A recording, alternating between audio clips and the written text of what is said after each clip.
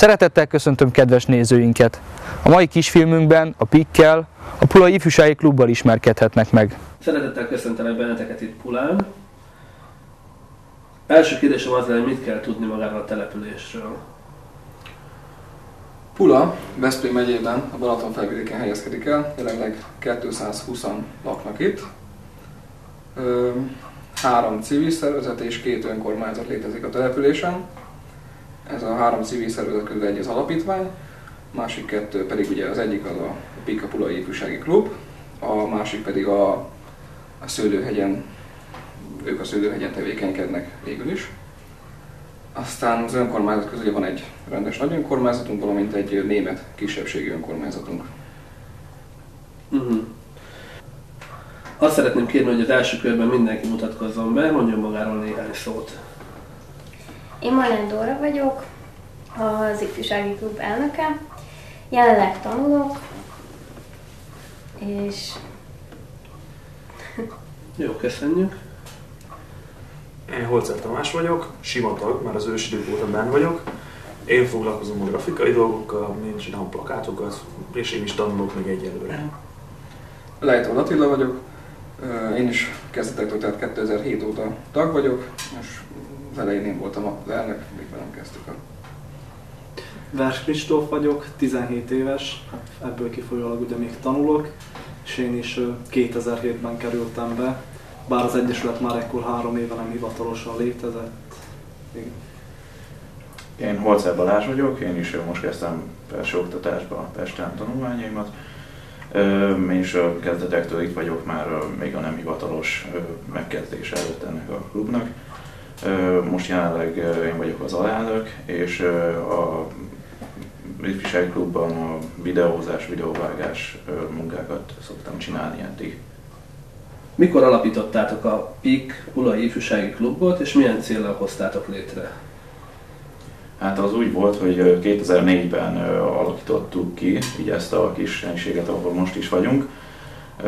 Eleinte végülis szerettünk volna egy kis helységet, ahol összejön a banda az ifjúsági Pulán, és akkor kijöttünk egy olyan 8-10, és akkor rendbe raktuk ezt, mert itt egy ilyen mindenféle cuccok voltak, itt azokat kipakoltuk, és akkor így rendbe hoztuk.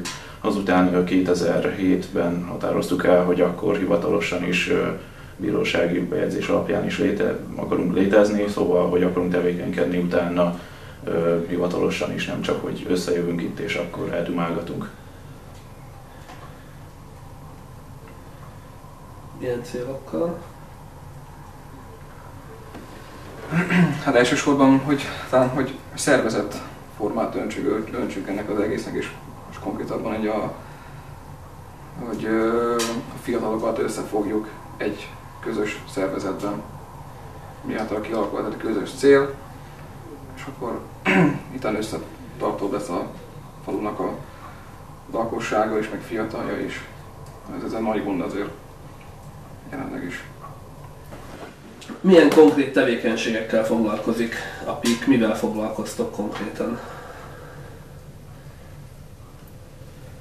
Elsősorban programokat próbálunk szervezni. Ugye viszonylag amatőrök vagyunk, bár azért van több programunk is, amit már többször rendeztünk meg. Ugye például a teljesítménytúránk, valamint a Német Nemzetiségi Napunk. Ezen felül fontosítjuk a kapcsolatokat is, tehát a kifele lépő kapcsolatokat is. Ez elsősorban a környékbeli ifjúsági szervezetekkel, valamint létezik egy határon túli felvidéki magyar kapcsolatunk is, párkányakkal, és velük is szoktunk összejönni, találkozgatni és közös kirándulásokon, beszélgetéseken részt venni.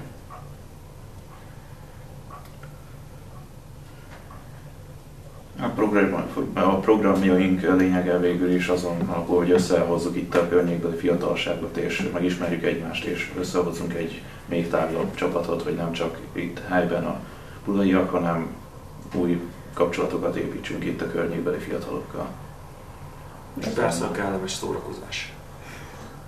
Hát természetesen nem csak a szervezetekkel szeretnénk jobban lenni, hanem a helyi fiatalokkal is, akik nem tartoznak semmiféle szervezethez. Ezért is csinálunk például a kisebbeknek 16 éves korig ilyen interaktív hétvégét, amelyen társasozunk, dárcozunk, focizunk, tehát minden olyan kikapcsolódást, ami aktívan töltetik el a szabadidejüket. Hogy ne otthon a tévé előtt üljenek, ne csak számítógépezzenek, hanem tényleg kikapcsolódjanak, és ezáltal is együtt legyenek. Rájönnek, hogy nem csak Facebook van a világon. Hát valamint fontos megemlíteni még a településen lévő lakossággal a kapcsolatunkat. Ugye itt több program is fut, ugye például a karácsonyi műsor, a falunap. A nemzetiség. Igen, meg ugye ahol tudunk, ott is segítünk. Tehát ilyen nem csak programszervezésben, hanem előkészítésben, tehát pakolásban, főzésben, stb. Például a falunapon segítettünk sokat, mindig vetékelőt csináltunk, meg egyik évben az esti bulit is mi szerveztük le. Tehát a lényeg, hogy aktívan részt veszünk a programokon. Vagy ugye tavaly például aláírásra került egy közös együttműködési szerződés a településen lévő civil szervezetek és a két önkormányzat között, aminek a fő célja ugye a Pula úgymond felvirágoztatása. Közösen, persze. Említettétek a teljesítménytúrát. Mire gondoljon az ember, hogyha ezt hallja, hogy pulai teljesítménytúra? Hát a teljesítménytúránkat először 2009-ben rendeztük meg, idén sikeresen túl vagyunk a másodikon, és hát igazából egy olyan programot szerettünk volna, ami összehozza a környező falvak fiataljait. Minden évben meghívjuk a 6-7 környező településnek a fiataljait, és ez egy vetélkedő, ami össze van kötve egy erdőjáró túrával.